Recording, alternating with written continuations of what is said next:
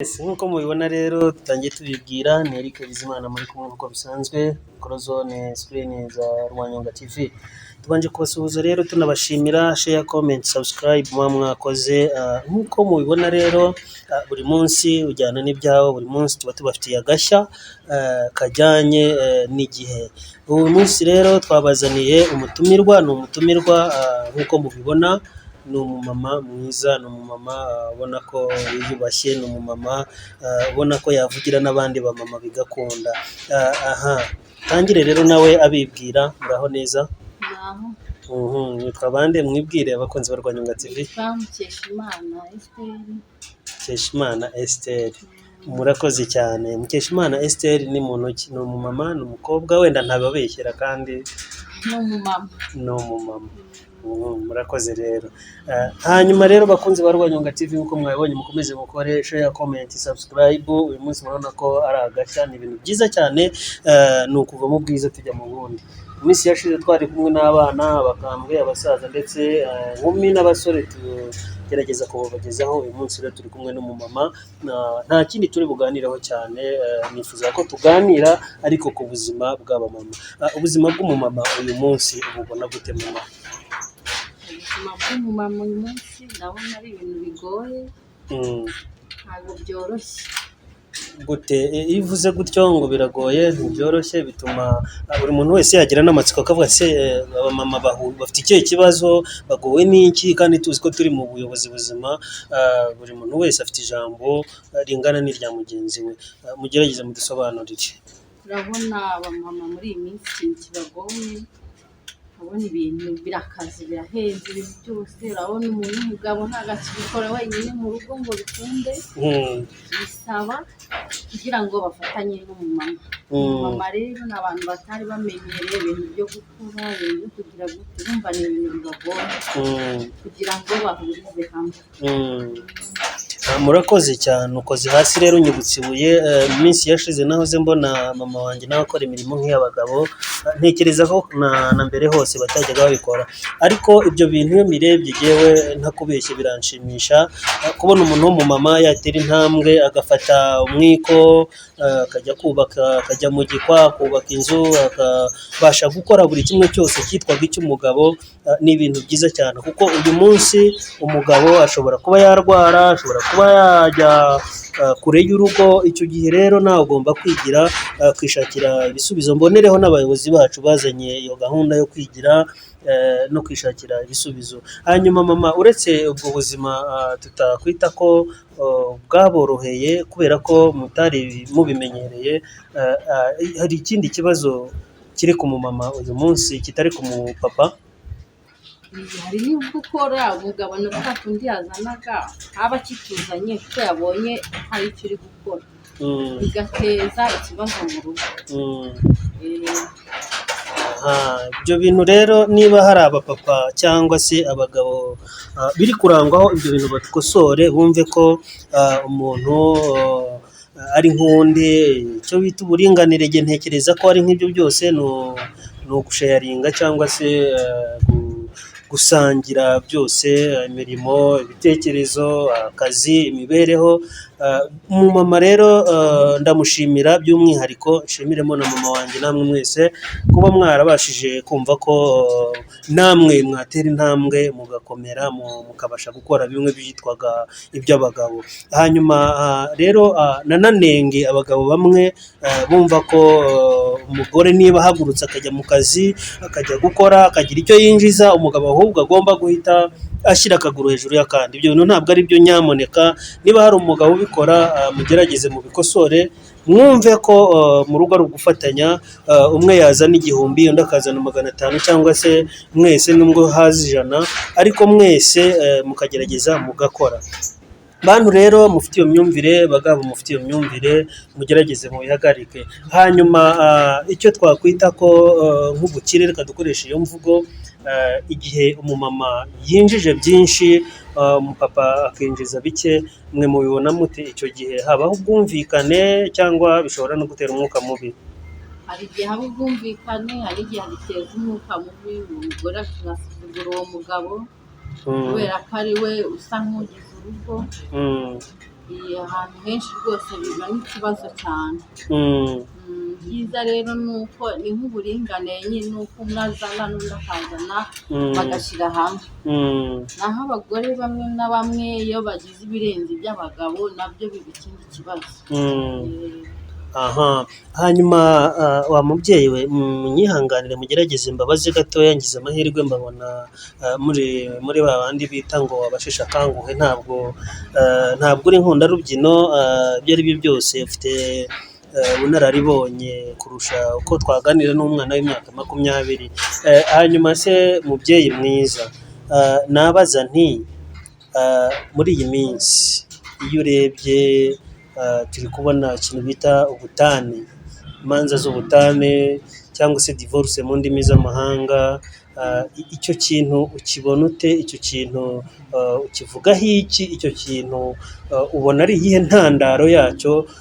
Dore ko nubwo ntari uwa kera ariko mbereho ntabwo ibyo bintu byari bimenyerewe.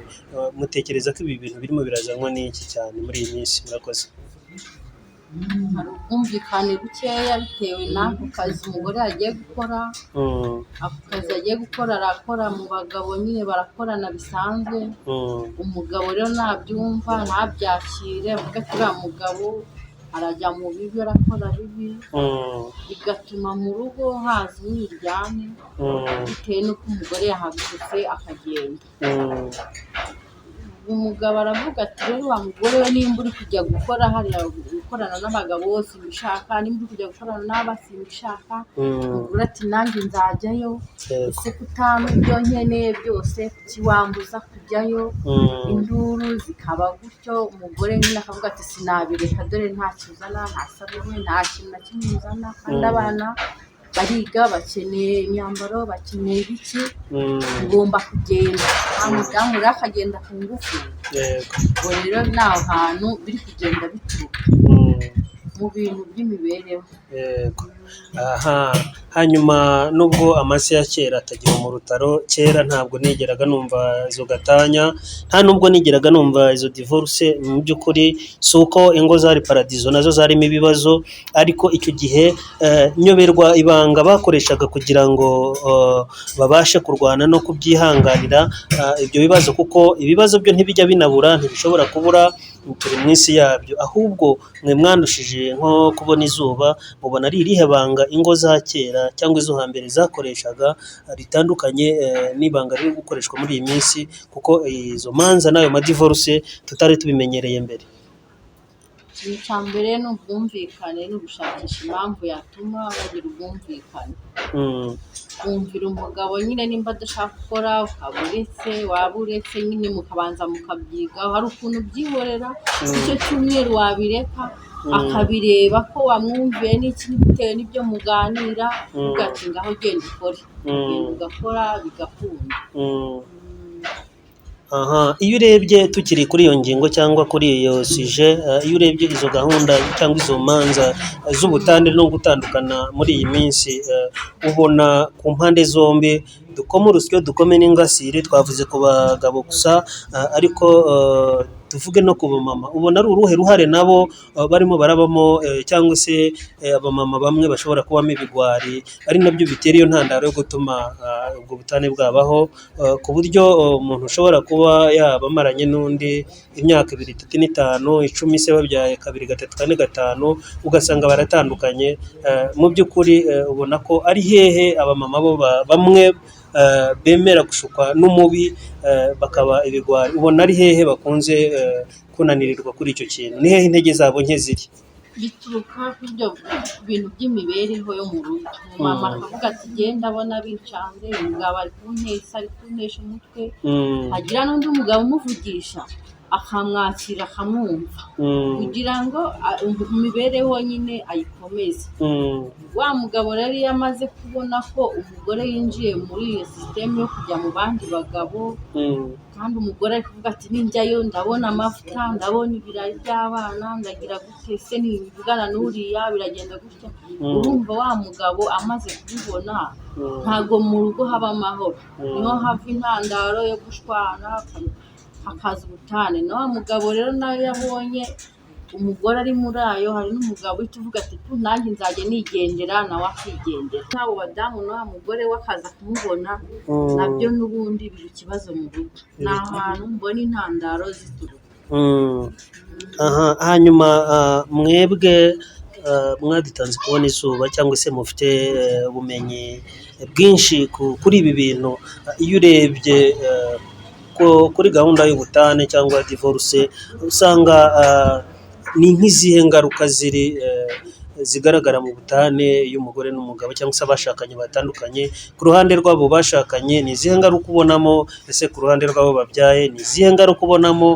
None se basi no ku miryango yabo ni izihe ngaruka ubonamo? Murakoze. Cyane cyane ingaruka zikunze kugaragara mu bana. Abana bahura n'ikibazo, usanga bwa burere bahabwa n'ababyeyi babo bafashe ubundi burere, nimba aje akaba ku basore mugenzi wabo cyangwa se ahandi, base babyaye ahandi, ejo bagahura ntube warabukwa, ejo ugasanga banashakanye kubera ko bataziranye.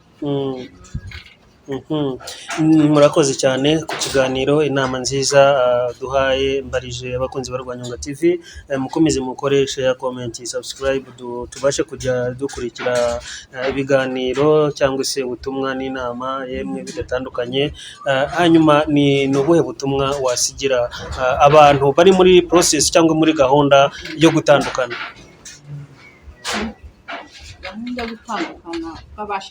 Yego, ni iyihe nama wabagira cyangwa se n'ubuhe butumwa wabasigira? Ni izihe mpanuro wabaha nk'abantu bari muri izo gahunda? Inama nabagira ni ukwicara hamwe bakajya inama. Nyuma yo kujya inama ibindi byose birashoboka. Ikibitera ni uko baba batagiye inama, ariko ubwo bazajya bajya inama hamwe no gusenga byose birashoboka. Aha, dushimire rero bakunzi ba Rwanyonga TV mwadukurikiye, mukunze kandi kudufasha mubana natwe ku kindi. Dushimire uyu mama nubwo utigeze wivuga, ugenda ubwiye abakunzi ba Rwanyonga TV uko mwitwa. Witwa Mukeshimana Esther. Aha, nta uvuga umukuru rero aramutsindaje, ntabwo nkuvuze, ni uko kwari kugira ngo numvise abakunzi ba Rwanyonga TV. Naho akagaruka rero ubutaha tubafite undi mutumirwa. Murakoze, ciao ciao. Dukoresheje ingahe?